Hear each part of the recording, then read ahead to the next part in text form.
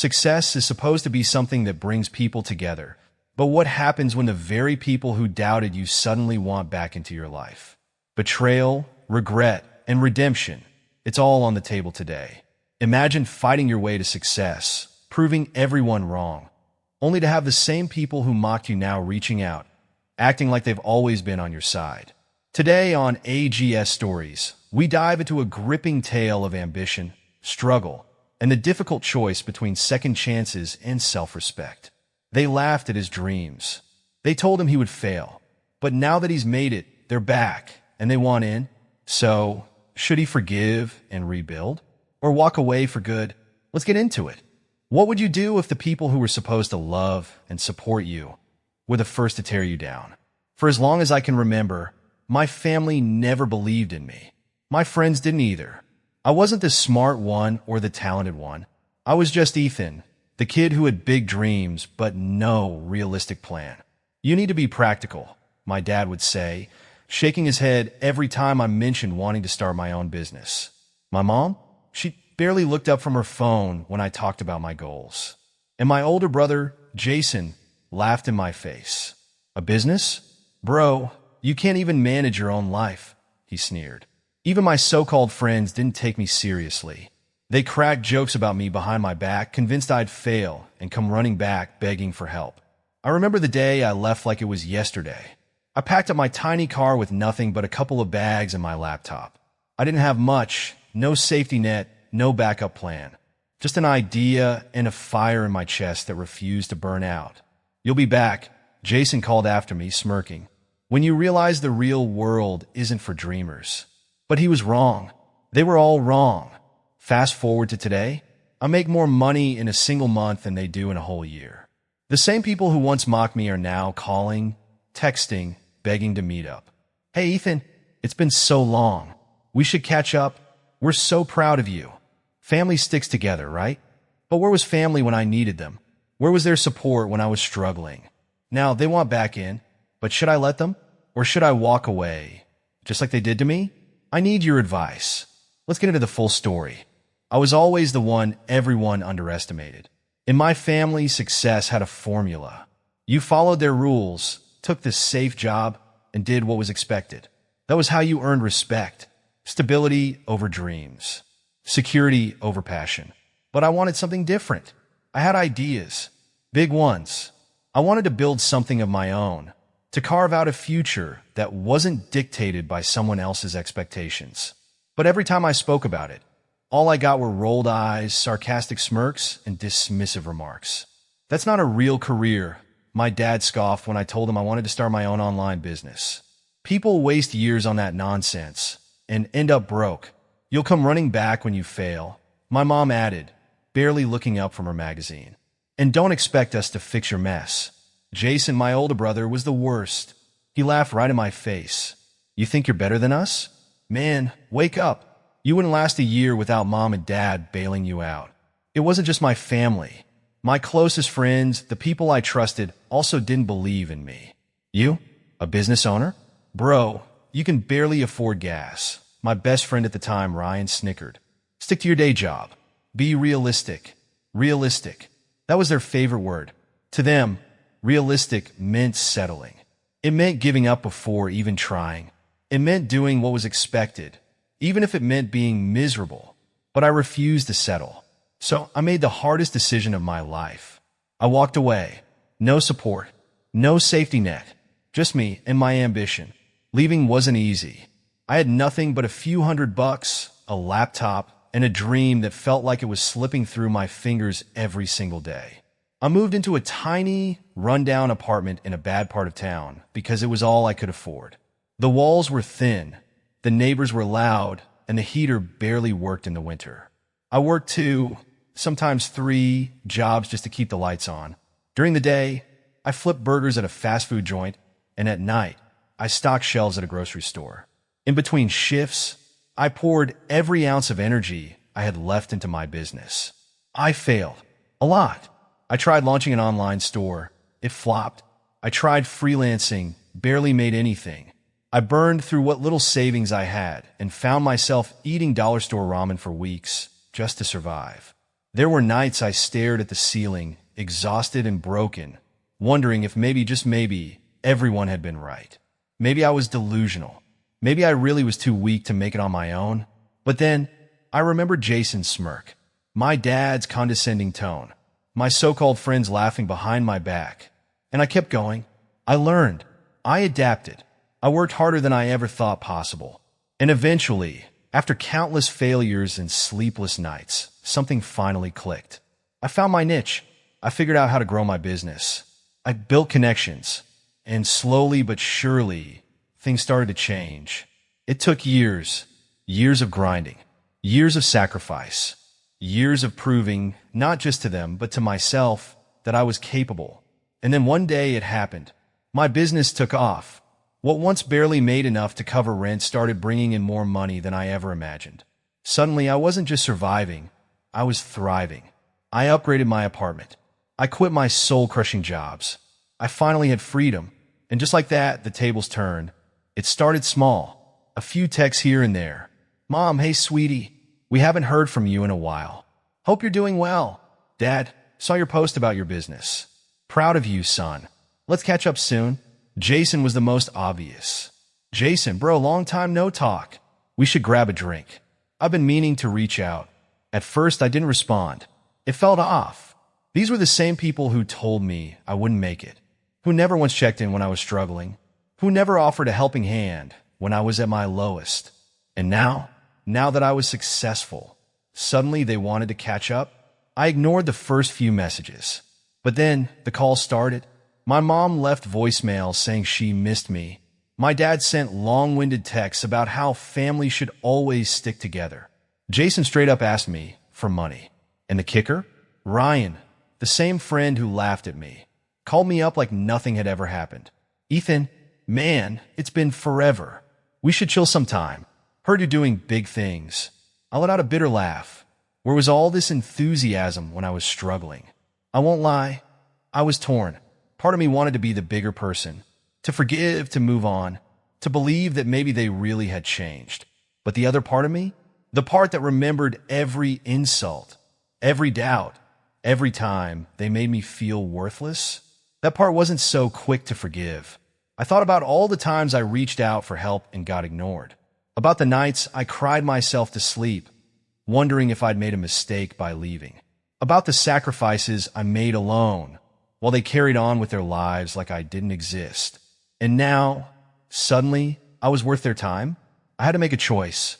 Do I let them back in? Do I give them a chance to prove they've changed? Or do I walk away, just like they did to me? I need your advice. What would you do? I never expected this much of a reaction. When I share my story, I thought maybe a few people would relate, maybe some would share their thoughts. But the response? Overwhelming. The comments flooded in. Some filled with support, others with brutal honesty. Turns out a lot of you have been through something similar. Family and friends who doubted you, only to come crawling back once you made it. The question remains, what should I do now? Let's check out some of the top comments. Speech Balloon at Real Talk Tony. Man, they didn't believe in you when you were struggling, so why should you believe in them now? They wrote you off. Now they're just looking for a handout. Keep your distance. Speech Balloon at Success Story Sarah. Success is the best revenge. Live your life, be happy, but don't let them manipulate you into feeling guilty. If they truly care, they'll prove it. Otherwise, keep shining without them. Speech Balloon at Second Chances Only. I believe in forgiveness, but not blind trust. If they want to be in your life now, they need to earn their place. Test them. See if they're here for you or for what you have. Reading these comments made me pause, because deep down I agreed with all of them in different ways. Part of me wanted to be cold, to shut them out completely, to make them feel the same abandonment I felt when I was at my lowest. But another part of me wondered if I was being too harsh. Maybe they had changed. Maybe they really regretted the way they treated me. Maybe they finally saw my worth. Or maybe they just saw dollar signs. That's the part that stings the most. Because if they truly loved me, if they genuinely missed me, why did it take success for them to reach out? Where was that family bond when I was struggling? I sat with these thoughts for days. Every time my phone buzzed with another message from my mom, my dad, Jason, or even Ryan, I felt a mix of emotions: anger, resentment, confusion, and a small, stubborn bit of hope. Am I being too cold? Or am I just protecting myself from people who only care now that I have something to offer? I don't have the answer yet, but I know one thing: whatever I decide next, it has to be on my terms. What would you do? Drop your thoughts in the comments. I read every single one. I wasn't sure what to expect when I finally agreed to meet them. After all the time apart, after the years of silence, after the struggle they never witnessed, now they suddenly wanted to talk. My phone had been buzzing for weeks, and after seeing all of your comments, I decided to face them.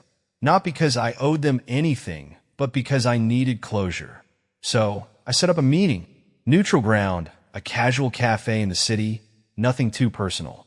I wanted to see them for who they really were, without the comfort of a family setting where they could guilt trip me into submission. When I walked in, my mom was the first to spot me. Her face lit up as if we had never been estranged. "Ethan, sweetheart, you look amazing," she gushed, standing up to hug me like we hadn't spent years barely speaking. My dad nodded approvingly, as if I had finally earned his respect.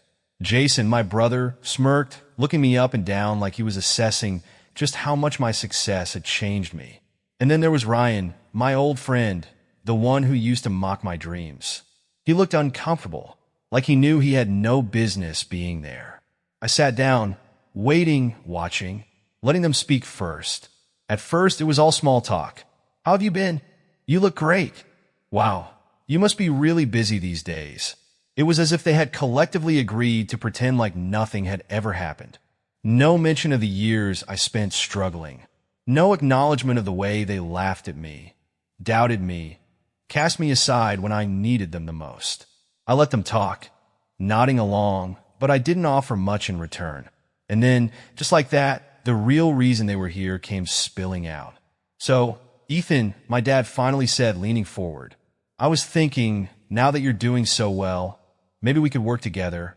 My mom chimed in, "Yeah, maybe there's something you could invest in. Help out your family a little."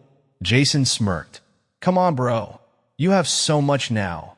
What's a little help for your big brother?" Ryan, who had been quiet the whole time, finally spoke up. "Honestly, man, I've been meaning to start my own thing too. Maybe you could mentor me? Maybe even throw some investment my way." There it was, the real reason they wanted to reconnect. It wasn't about love. It wasn't about family. It was about what I could do for them now that I had something to offer. I felt something tighten in my chest. Not anger, not sadness, just clarity. These were the same people who never supported me, who doubted me, mocked me, pushed me away when I had nothing. And now that I had built something for myself, they wanted in, not because they missed me, not because they realized they were wrong. I leaned back in my chair, studying them. I could see it in their faces. They expected me to say yes. They expected me to feel obligated, to feel guilty, to want their approval so badly that I would throw my success at their feet just for the chance to be accepted by them again. But I wasn't the same Ethan they had cast aside all those years ago. I let the silence stretch. I wanted them to feel it, to sit in the weight of their own selfishness. Then finally I spoke. "You know what's funny?" I said, my voice calm but firm. "When I was struggling, when I had nothing, not one of you believed in me. Not one of you checked in on me. And now, suddenly, you all want to work together?" My mom's smile faltered. "Ethan, honey, it's not like that. We're just proud of you and—" "No," I cut her off. "You're here because you see an opportunity. Be honest." They shifted uncomfortably. Jason scoffed. "Come on, man. Don't be like that. Family helps family." I laughed under my breath. "Oh, really? Then where was family when I was barely getting by? Where was family when I needed encouragement? Support? Hell, even a simple, 'Hey, I believe in you'? Because I don't remember getting any of that." Silence. For the first time, they didn't have a response. Ryan cleared his throat, looking anywhere but at me. My mom looked down at her hands. Jason just shook his head, muttering something under his breath. And that's when I knew they weren't sorry. They weren't here to rebuild a relationship. They were here because they saw dollar signs. And if I let them in now, they would take what they could until there was nothing left. I stood up, pushing my chair back. I didn't come here to hand out money or opportunities. I came here because I thought maybe, just maybe, you actually wanted to reconnect. But I see now that I was wrong. Ethan, wait, my mom said, reaching out for my hand. Let's just talk about this. No, I said, shaking my head. I'm done talking. I pulled a few bills from my pocket and tossed them onto the table, enough to cover my drink and theirs. Then I turned and walked away, leaving them sitting there in stunned silence. As I stepped outside, I took a deep breath. For the first time in a long time, I felt free. I don't regret my decision. I don't regret walking away. Because at the end of the day, family isn't about blood. It's about loyalty, respect, and love. And if they couldn't offer that when I needed it most, they didn't deserve a place in my life now. But a part of me still wonders, did I make the right call? Some of you told me to give them a second chance. Others said to cut them off completely. I thought maybe I could set conditions, see if they truly wanted to change. But after that meeting, I knew the truth. So tell me, what would you have done? Would you have given them another shot? Or would you have walked away, just like I did? Drop your thoughts in the comments. I need to hear what you think. After sharing my update, I wasn't sure how people would react. I had made my decision, walked away from the people who doubted me, and finally closed that chapter of my life. But still, a small part of me wondered, did I do the right thing? Turns out, you all had a lot to say. The comments poured in with opinions on both sides. Some of you thought I should have shut them out completely, while others believed in second chances, but with strict conditions. Reading through your responses made me see things from different angles, and honestly, some of your advice made me think twice. Here are a couple of the top comments that really stood out. Speech Balloon at TruthSeeker89, dude, you owe them nothing. Where was all this family loyalty when you were struggling? They didn't believe in you. They didn't support you. And now that you're successful, they want to work together? Nah, they just want a piece of what you built. You made the right call. This comment hit me hard because it was exactly how I had felt walking out of that cafe. The way they suddenly wanted to be in my life. Not because they missed me, but because they saw an opportunity was what made my decision easy. If they truly cared, they wouldn't have needed my success to realize it. But then another comment made me pause. Speech Balloon at Second Chances Matter. I get why you walked away, but maybe give them one chance to prove they actually care about you, not your money. No handouts. No easy access. Set conditions and see if they show up. If they don't, then you'll know for sure. This one stuck with me. Maybe there was a way to test their intentions, to see if they were genuine without risking everything I had worked for. Would they still try to be in my life if there was no money involved? Or would they disappear the second they realized I wasn't handing out opportunities? I don't have the answer yet, but maybe it's worth considering. So, tell me, should I test them? Or should I just move on for good? Let me know what you think. I wasn't sure what would happen when I gave them a final chance. A part of me wanted closure. A part of me wanted to prove that I had done everything I could. And if I was being honest, a small part of me still hoped that maybe they would surprise me, that maybe deep down they really did want to fix things. So I met with them one last time. We sat in a quiet park away from distractions, away from excuses. I looked at them. Not as the people who doubted me, not as the ones who left me behind, but as the family and friends I had once loved. And I told them the truth. If you really want to fix things, show me. I made it clear I wasn't here to hand out money. I wasn't here to be their safety net. I wasn't here to pretend like the past didn't happen. But I was here to see if they truly wanted to rebuild what was broken. At first, they didn't know what to say. I could see the hesitation on their faces. The way they exchanged glances like they were trying to decide if this was even worth it. Then, something unexpected happened. My mom spoke first. She let out a deep breath, like she had been holding something in for years. Ethan, I don't blame you for walking away. We should have believed in you. We should have supported you. I don't expect you to forgive me right away, but I do want to fix this. For the first time, she wasn't making excuses. She wasn't sugarcoating things. She was owning it. Then my dad, who had always been the most stubborn, nodded. Your mother's right. I was too hard on you.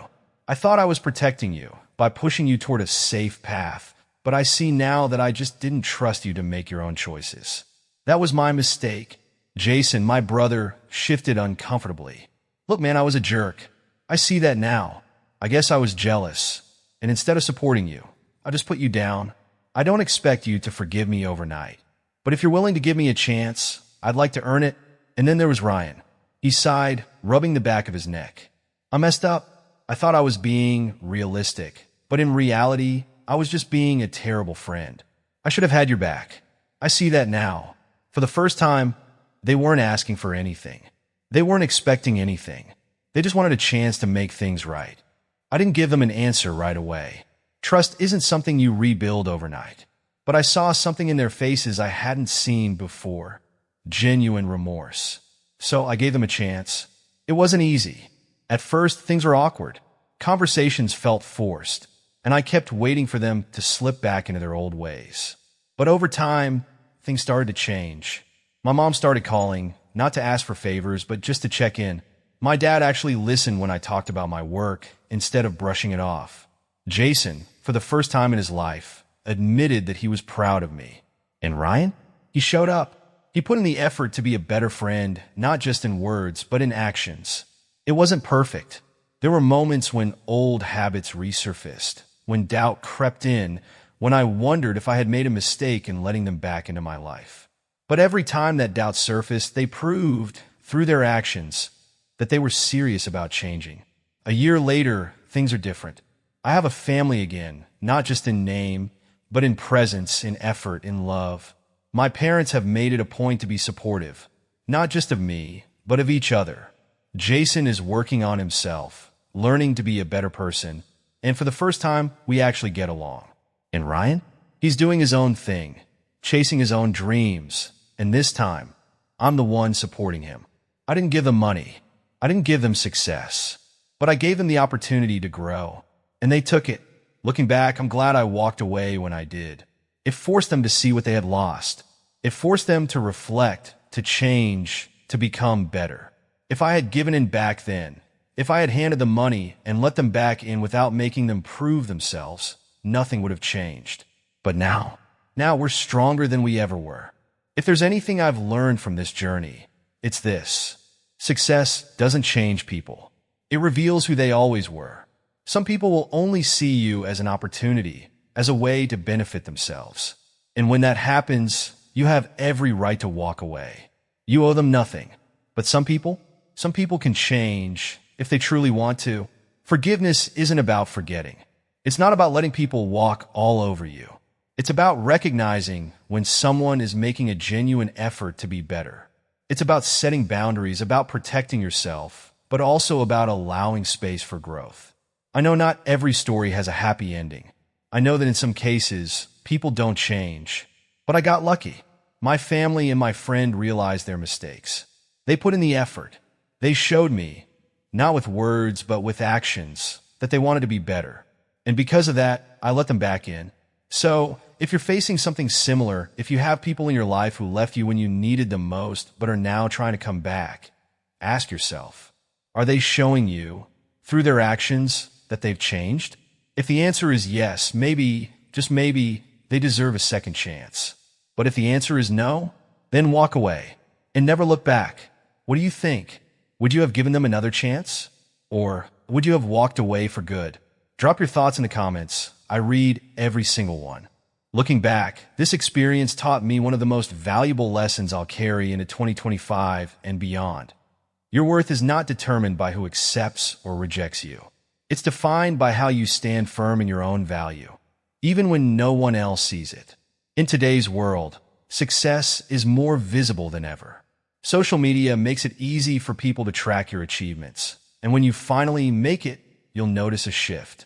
Suddenly, those who dismissed you, doubted you, or even mocked you will find their way back, claiming they've always believed in you.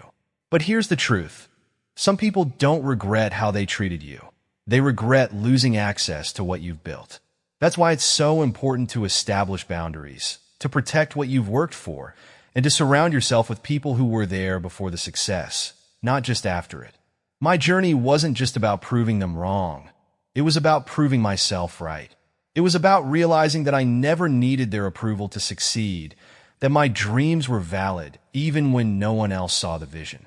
At the same time, this story isn't just about cutting people off. It's about understanding that growth is possible. People can change, but only if they truly want to. In my case, I didn't hand out money. I didn't let them back in instantly. I gave them an opportunity to show me that they had changed. And through time, effort, and consistency, they did. That's the key to any relationship. Actions over words. So, if you're in a similar situation in 2025, whether with family, friends, or even colleagues, remember this. Don't be afraid to walk away from those who don't value you. But if someone is willing to do the work to earn back your trust, you can choose to give them a chance, but on your terms. Now, I want to hear from you. What would you have done in my situation? Would you have given them a chance to prove themselves? Or would you have walked away for good? Have you ever had someone from your past suddenly try to reconnect after you found success? Drop your thoughts in the comments. I read every single one. Let's talk about it. And if you love stories like this, where real-life lessons meet personal growth, hit that subscribe button. More stories, more lessons, and more real-life drama are coming your way. So tell me, what should my next move be? Should I continue rebuilding these relationships, or should I focus solely on my future without them? Let me know. Your advice could shape what happens next.